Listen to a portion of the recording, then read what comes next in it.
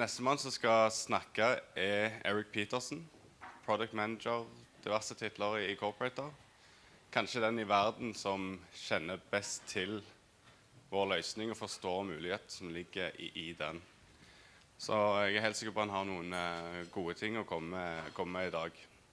Han forstår norsk, men snakker engelsk. Ta imot Eric Peterson.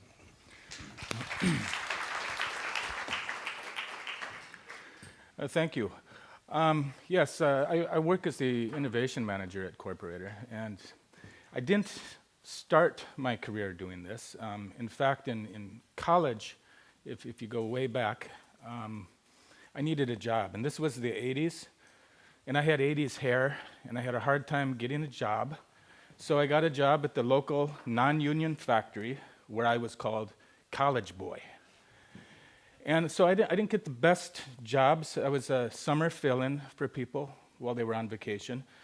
And one of those jobs was putting together 30,000 air filters for tractors. And the repetition was dreadful. And that's really what I started to encounter with some of the configurations with Corporator. If we go back to one of our customers a few years ago with Airbus, they had a different way of doing things. They had like an actual, a target, a raw deviation, a percent deviation, and a score.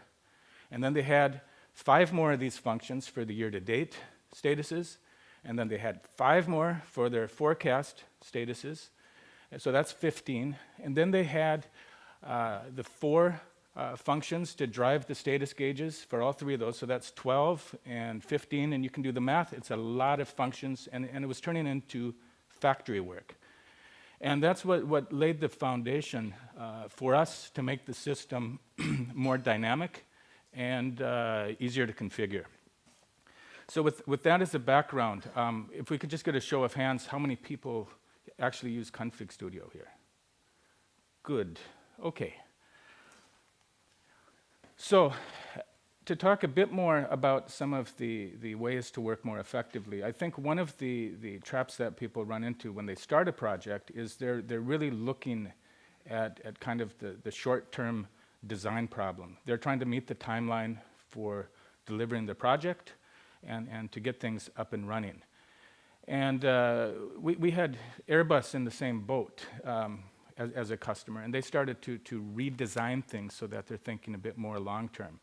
And by long-term, I mean, when you have your next strategic planning cycle, you might want to have different content or different KPIs.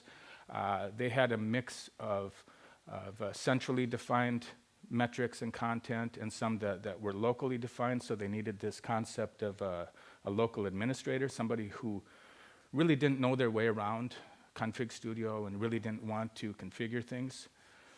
And then I think also when we get into this, we'll look at some other uses for this besides just your case. We have, and Toringa alluded to this earlier, ways that consulting companies can rebrand things and move their intellectual property around. And also, let's just have another show of hands. How many people think that the solution is really simple to configure? No hands? Bjornar, thank you. No. But there's a lot of options and a lot of flexibility. And I think that flexibility makes things more complicated. There's a lot of little connections and a lot of little pieces that need to fall into place. And I just made up a word, but part of what this does is it decomplexifies things, if you'll permit me to use that word. So, these are the main topics that I want to talk about. I started with the word deploying the model. I don't know if that really means anything to people, but I think automating is a good way of putting it. And I realize that this doesn't fit every business case that people have, that there's always going to be exceptions that need to be treated individually and that can't be just automated. But what I want to do is just inspire some ideas. And I think it's worth noting that the ideas that you're seeing today, it's not just a thought exercise. These are things that I helped Airbus deal with because they wanted to manage a big organization with a lot of metrics and a lot of connections in a very easy way. And then I borrowed what they did, and we started to use this for our own salespeople so that they could build a full-featured demo with all the metrics and status gauges and so on in a matter of hours. And then we started pushing this more into live production models where we're trying to work on this kind of self-service way of building things, that the solution can be partially administered in the web for people who might not have access to Config Studio or have the training to know how to configure things. And I'll show 3 little demos during this presentation. I hope I get the right demo at the right time. And we'll just also talk briefly about how we can configure reports a bit more efficiently at a conceptual level. We won't go into the coding or anything like that. And if we have time and if there's interest, I can show more detailed how this is done in Config Studio. I think most people are probably aware of this, that we can bring content in from files like Excel files. I think in many ways I struggle with Excel because a lot of people are trying to move away from Excel, and that's why they want to use a system. But I think for a lot of customers, they have a lot of content already in Excel. So it's a practical tool, and it's also a tool that if you're working with large amounts of data, it's very easy to use. You can copy and paste things into a file. You can sort and rearrange and so on. Another concept that we'll cover is not just building things just off of a list, but building up the logic of the different containers. This is just a risk model, and I'll show you what this actually looks like in the demo. But if you know our system, this would be a table of risk factors, and this chart, which would be like a historical view of the risks, and this would be the risk heat map. They need to link to this table. So we need to find a logical way to do that automatically. And we can do this by building up the objects piece by piece, controlling the IDs, and writing those IDs of like the tables into the charts, for instance. And then we'll also cover what Tor Inge discussed this morning, where you can import and export content directly from Config Studio. And I think this is a pretty cool concept. It's brand new. It's in the latest release, so it's probably a bit unfamiliar to most people here. But to start with, let's just talk about. We'll take the simplest example first, and that's when we come from like an Excel file. We run it through Transformer, and we can either just connect it to one object, and this would just give us like rows in a table in effect, or they can have their own pages. So it would be a whole collection of objects that starts as some sort of generic default, and then it gets populated with the content that comes from the Excel file. So I think that's the simplest example. And you can use this for list items, like if you have a drop-down list and there's many different options. You can use it for if you want to bring in I don't know, your projects, initiatives, tasks, things that you want to reuse. And it makes it, I think, easier and cleaner for people to control the content that goes in. And we can also do this directly in the web, so you don't really need admin training to set this up. So I think to show what this might look like is if you have like a planning process. You might start working offline. You have a bunch of review meetings. You decide what you want to have. You prioritize things and so on, approve them, and then import them into the system, and they're available as defaults. Likewise, you could centrally define what risks might affect your organization. So you identify all the potential risks. You go through whatever process that you go through to review and approve these, upload them into Corporator where they're defaults, and then you would map them to the different business units or objectives or whatever that they affect. And the way this looks is like this. I'll just pull up a demo.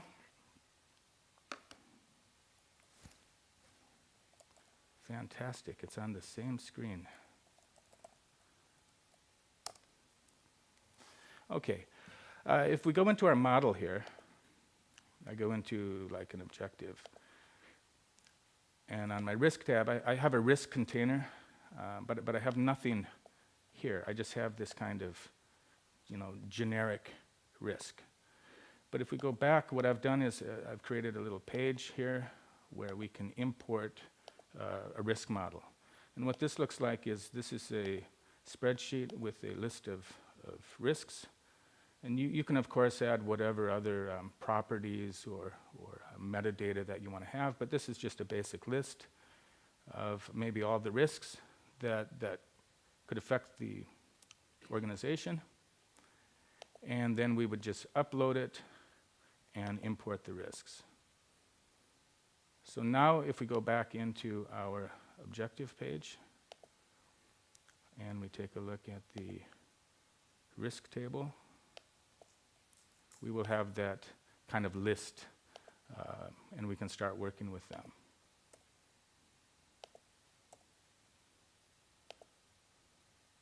So that's at a very basic level. And I'll close out of this. Any questions here before we go on?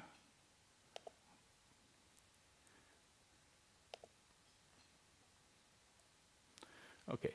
This, I think, is where it starts to get more interesting. Instead of just putting things into the default model, this is where we can put things directly onto scorecards or onto pages. So you could have things like dashboards or meeting views, projects or initiative dashboards, or whatever you want. These get built up a bit differently, though. Rather than bringing it over as one collection of objects, we end up building these piece by piece. So if we were to build a KPI, we would need to have some sort of nodes, that they're going to attach to. So let's say you want a manual KPI with a form attached to it. You could create the node that derives from the KPI. We can build the status holder and the thresholds that control the status gauges, build the functions for actual and target, and then add the rest of the content and make sure that the charts and tables are linked to the functions, and so on. And the way this would look, well, we'll come to that in the demo. But I think the real advantage is it lets you spend more time configuring the things that matter the most. So if you have KPIs that are kind of exceptions to these rules, but maybe 80% of them follow this rule, this becomes kind of an automated process. You also don't have to spend all the time connecting the nodes and the functions and all of that together. So you're basically working with bigger objects, and we keep all of the logic on the KPI level itself and push that down into the functions and nodes and so on. And this gives you a very consistent structure. So I think some of the uses for this might be, like what Airbus does. They want some of their users to add their own KPIs and content, and they don't have to have admin training. Another thing that you can do is, we're talking about adding things. We could just add these kind of meeting views. You could select what organizations, and these types of views would pop up. Also, you might want to link this into your planning cycle. We're talking about adding content, but here we can actually show when or determine when the content expires. So we're setting start and end dates for the KPIs for the next year. And I think for consultants, this is a really good way to standardize content. Now, I realize that for a lot of like financial KPIs and so on, you can't just have this one-size-fits-all approach, but I think for a lot of customers, they can cover a lot of ground using this kind of standardized way of configuring things. So I'm going to go into another demo where we're basically going to build the entire model, just to show the concept, where we'll build up the orgs, the scorecard structures, the KPI structures, add in forums, and so on.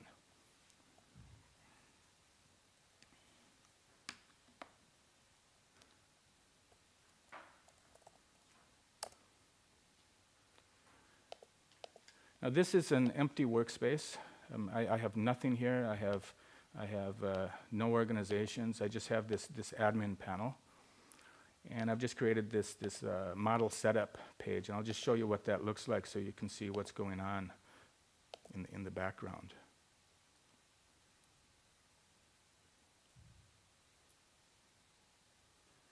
All right. Here we're going to just add a few organizations. We'll just add 3 of them.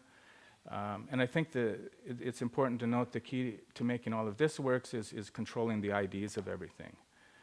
Here's some perspectives. I just call them use case 1 and use case 2. The objectives come in here, and then they get mapped to the different perspectives. The KPIs that we have here get mapped to the objectives here, and these are available in this kind of drop-down list that comes from the other tab on the spreadsheet. But then what we do, I don't know if you can see this if I make it too small, but we control a lot of the properties of the KPI through these columns in the Excel. So we store them on the KPI, but we start pushing them down so that we can, if we get over here, we start to format the data with the prefix and postfix and number of decimals, and all of these things end up getting written into the functions themselves from the KPI. So if we run this job, again, we would just replace this worksheet, but in the interest of time, I'm just going to run it as is. This will take a little bit of time because here we have a lot more building to do because we're building up all the organizational structures and the KPIs and objectives and so on. So while we're waiting for this to run, I'm going to jump ahead to something that is just a nice trick that you might use in Reporter. I see that a lot of customers have many report templates. Some of them have hundreds of report templates, and one of the things that you can do to make it a little easier to manage is to centrally keep the report cover. It doesn't have to be in the web like this, but you can point to it in the report, and if you want to rebrand your reports, it's just a matter of changing the cover image, or if you, like Corporator changed its logo, it's a big pain with all, replacing that. If you just store it centrally in your system and point to it in your reports, you can update everything at once. But I see that the transformer job is run, so we should have some structure here. So here we have the objectives and the KPIs. Of course, we don't have any data yet because we just added the structure.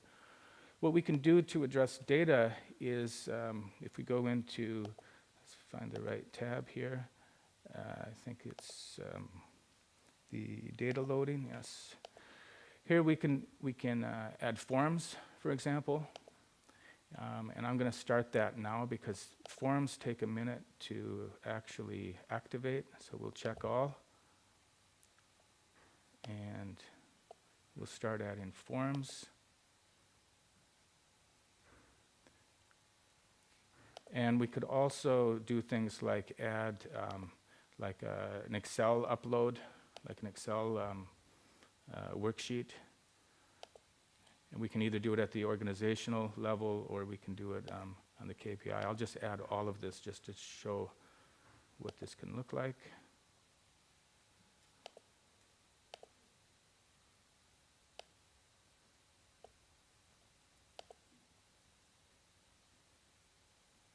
I click that, yep. And also, I guess if we go back right now we just have this one dashboard, but we could do things like add a meeting view or a dashboard, so we could select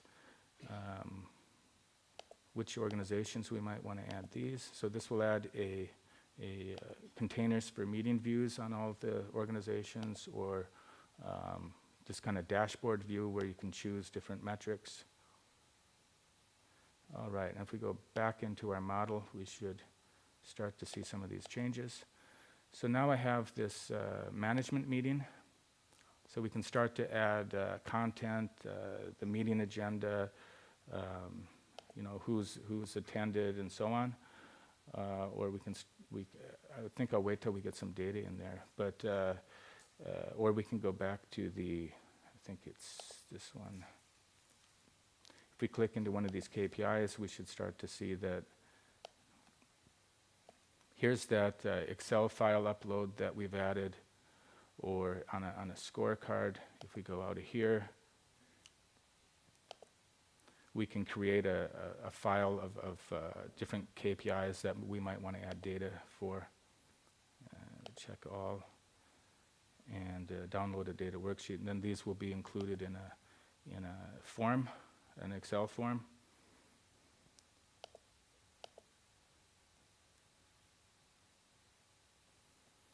So we just configured this in the web, and then we can just start to add data.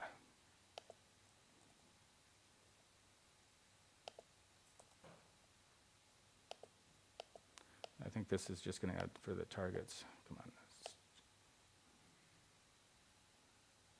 It'll just drop out. We'll just save that and upload it. Or maybe it would be better, if we're going to show charts, let's just add some demo values real quick while we're waiting. But all of this can be automated in some way, just based on that master Excel file that we had. Let's just go in here real quick and add some data, and we can show this kind of this dashboard view, because this is going to be empty right now, but when this pops up, just need to give it a second.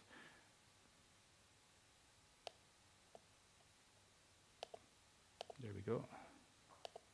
I'll just add some demo values so we have data everywhere.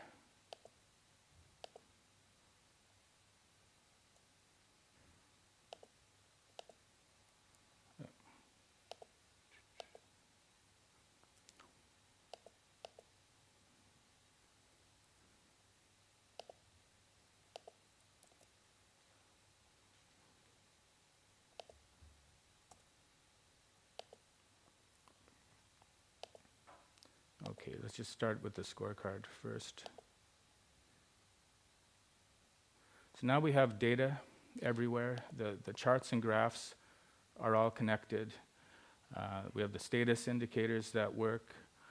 And we could go into this kind of view where we just created a dashboard, and we could even choose different functions that we want to have.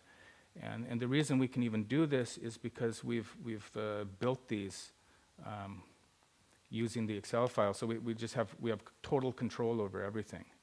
So we can just rebuild the functions for charts automatically, even in the web. So I'm going to go back into the presentation. I know I've jumped around a bit, but I just want to show how we've added a whole bunch of content by building it up in different transformer jobs. If we go back into our presentation, we'll move on to this import and export concept. And this is really about moving a configuration from one workspace to another. And it can be a completely different workspace. We could do some consulting in Stavanger and send something out to you, and you can import it. And what's interesting about it is it takes all of the dependencies, because if you have a dashboard or a KPI or something like that, it might point to different tables, or it might point to things in different models. These tables might rely on different properties that are in the default system or list objects. And what this does is it just maps out all of the dependencies, packages them together into a file, and then they can be exported. And the other thing is there's no downtime. You don't have to turn the server off to import these. I think one of the most basic uses for this is a lot of people have this kind of test server set up. And in the past, if you want to do a configuration in test, you have to reconfigure it in the production server. It's a manual process. Here you could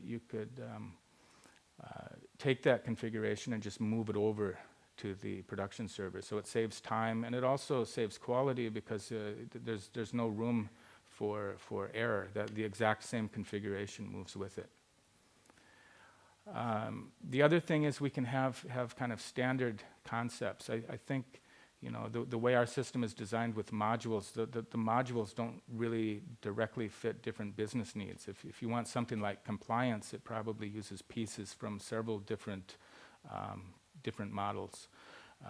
And this can package things together to form some sort of standard concept.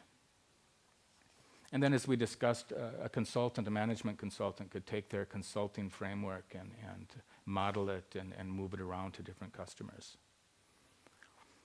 And of course, we could do some sort of patch, if you will, like just a configuration that might fix something or change something and send it out.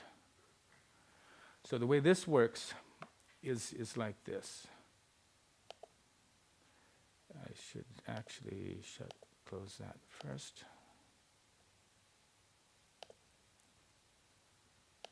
And I'll pull this up. Okay. In this model, what I'm going to do is import a risk model. I think if we log in first, I'll just show you what we're looking at. If we go into one of these KPIs, for instance, there's no tab for risk here, or if we go on a scorecard here, there's no tab for risk, or even in this kind of page setup. So what we'll do here is we'll just import a risk concept. So I just need to point to the file.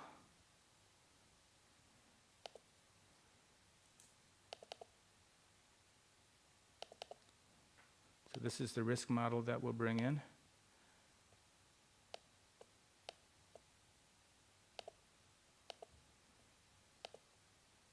And we just import it. And you can see there's a new folder that just shows up in Config Studio. And likewise, if I refresh the page here, we'll see that in here I now have this risk model. And I've made this to show how that we can not only import risks like we did earlier, but what we can do is, I think I'll just click that now, but we can also send the containers for these risks to the objectives, to the KPIs, and to the scorecards. And just to make things interesting, I'm going to actually just generate values for these risks randomly, just so that we have some content to look at.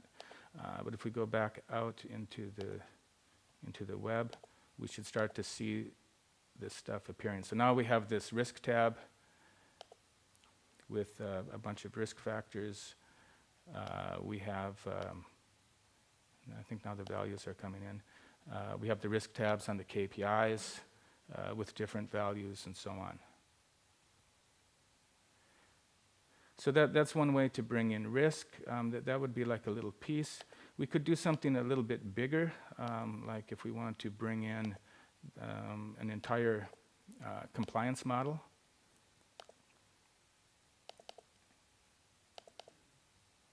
This is it's called SMR. It stands for Senior Managers Regime. It's kind of a banking compliance model.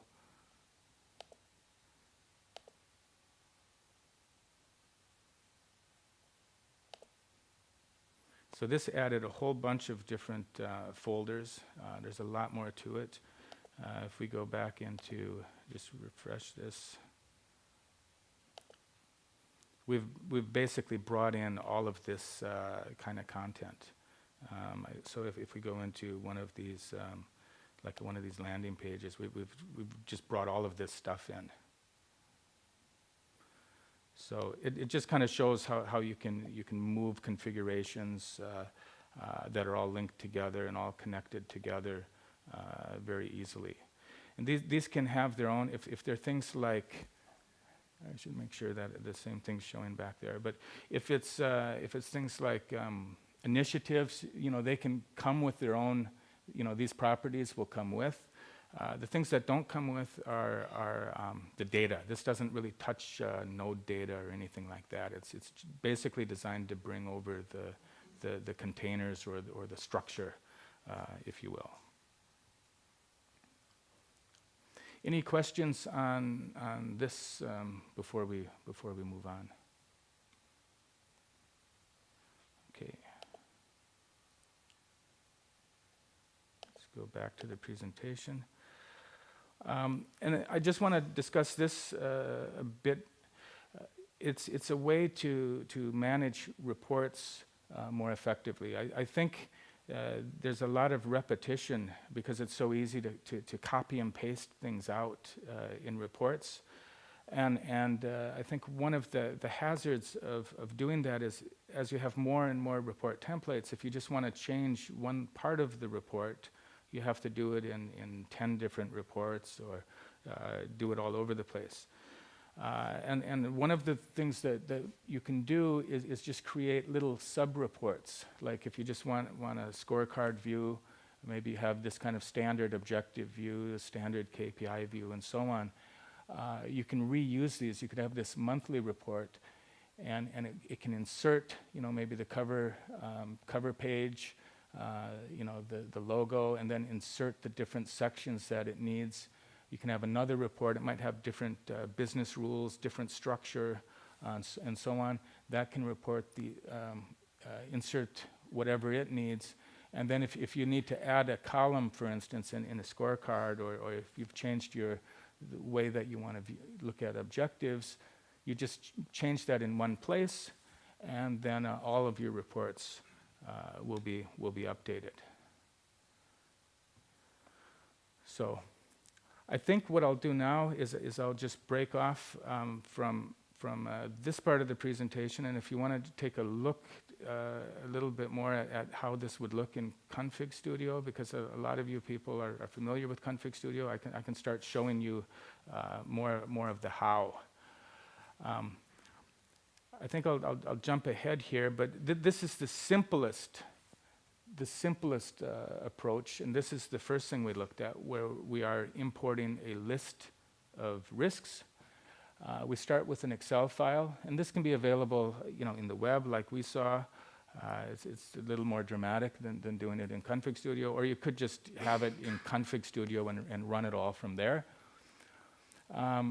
This is kind of optional. I like to just put, it's called a splitter, but what it does is, we don't know how many rows this Excel file is going to have in the web. So some of these rows can be empty. So we just remove the empty rows and just send them to the trash. And then we just add the risks to a library. And these can be things in the model, the template section, or the defaults, as we saw in our example. So that's the simplest example. And you can build up a lot of things like this, like drop-down list items or anything. You just really need to know where you're going to put it, because when you configure this, you just need to have the ID of the parent. But this part, where we start, this is where the parent part comes in. And what I normally would do is just use a calculation in Transformer to just set the parent to like the ID of the risk factor library, and then all of the risks will end up here. If we look at adding structure, though, it gets a bit more complicated. There's a few things that we want to be concerned about. And one is, the ordering that these things are on the page. And the other thing is, we need some things to be completed first because this next item might depend on it, like a chart. And so the way these usually get built up is something like this, where we have a logical ID structure that we build up. So we're gonna add the chart ID, for the risk chart. The risk list would be here. So we're just reusing some sort of like hierarchical ID system to create the IDs in this stage. And then we do this copy thing because we can't add them all at once, or these things are just going to show up kind of in random order.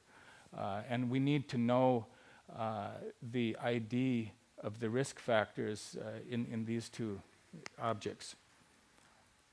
So I think this might be an easier way to show this, is that these depend on the risk factor list because they derive from this table.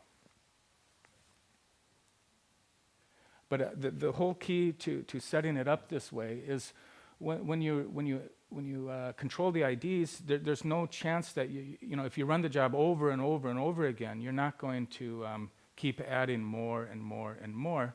The ID is already in use, and you can just update things and manage them from whatever central file you have. So I think I want to just leave a bit of room for some questions, and it sounds like the other room has finished. So are there questions that people have here? I'm thinking this is probably, I'm not trying to turn this into a training session here, but I think if people are interested in taking this kind of approach, we could organize some training sessions for people to at least understand this. We have some customers that are starting to use this approach. It's I wish Jarle was here because he has the expression a little bit better, but he always talks about, you spend 3 days sharpening the axe before you chop down the tree, and this is one of those things where you invest a bit more time up front with kind of setting things up with the idea that you're looking at the long-term approach to managing the project, and how are you doing things year after year rather than just meeting like the initial project timeline. But I think what's probably going to be most interesting is this import-export thing, because that's very easy to use. You can move things around from a test to a production server. I think we can even longer term have a community of customers that share their concepts, not the content, but at least the structures or how they do things, and make things portable. Any questions? Yeah.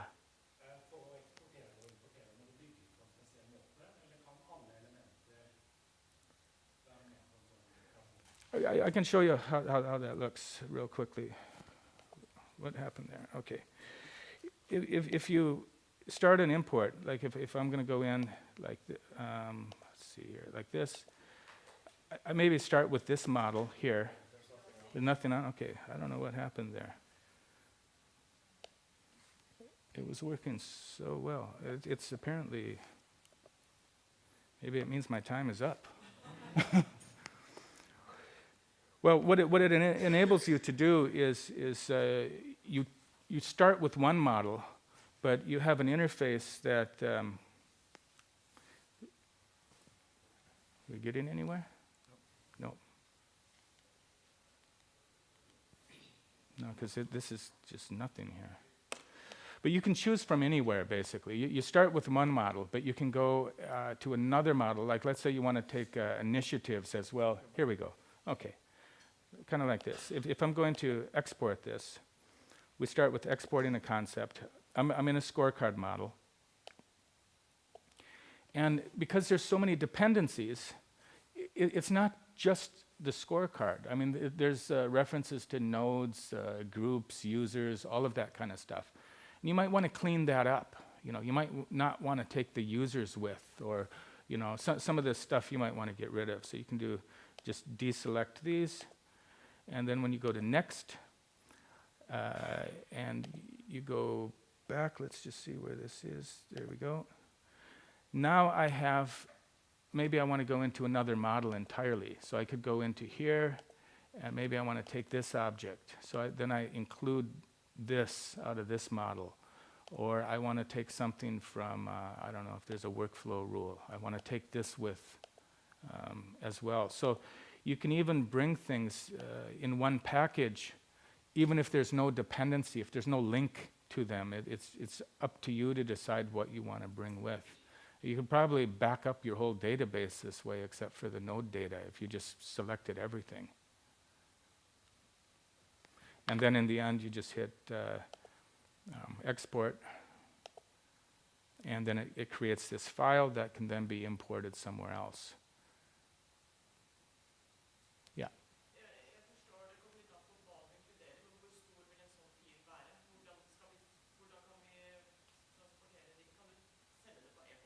Yeah, yeah, because this ends up, if I export it, it just gets saved locally. In this case, it hopefully is on my desktop. So yeah, this is it here. This is that file that we just exported. So it's a file. There's no data in it. It's just there's no node data. But this is the file that we just exported, and then you can import it back in. And the idea is that when you import it, it will try to reuse. I don't know if you noticed when I did the import, there's this. It asks you the question of. I'll just show it here. When you get to this stage, it says, do you want to do it in a safe mode, or do you want to do it in the best fit? And this allows you to reuse the different custom properties that you set up. So here it just tries to fit into, this would be something if you're moving it from a test to a production server, because you want to reuse all of that stuff.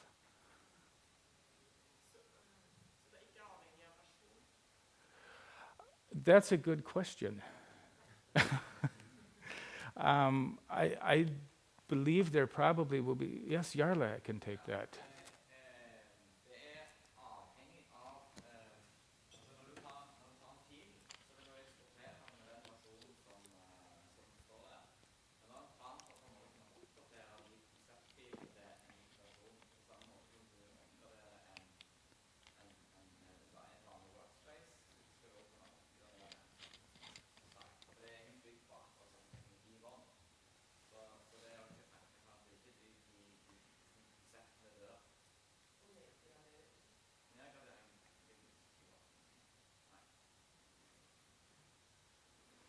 Okay. No further questions?